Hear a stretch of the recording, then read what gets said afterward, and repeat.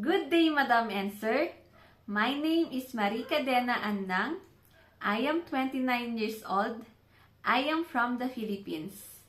I graduated with a Bachelor of Science in Management Accounting. My religion is Church of Christ. My height is 155 centimeter and my weight is 64.85 kilogram. I am married. I have one child, a 5 years old boy. My husband's work is marketing associate. My father's name is Julius B. Cadena, a farmer. And my mother's name is Myrna P. Cadena, a housewife.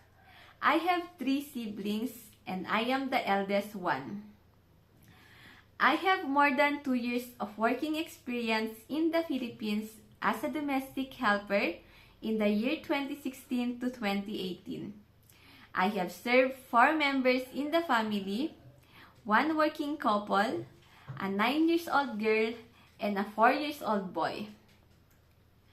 During my work, I take care of children, prepare their foods, help them with their daily needs, and always make sure they are safe and well taken care of.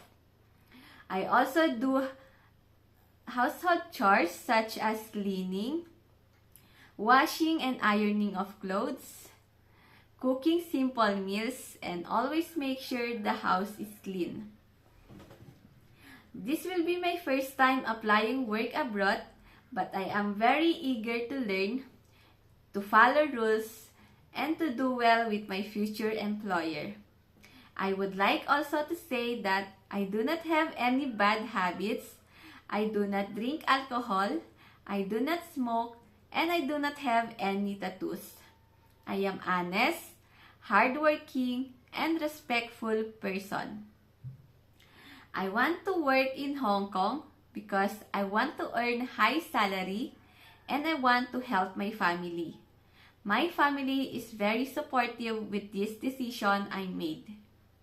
So if I have given the chance to work with you and your family, I will do my best to follow your rules and responsibilities, and I will treat you as my second family. Thank you very much, Sir and Madam, and God bless.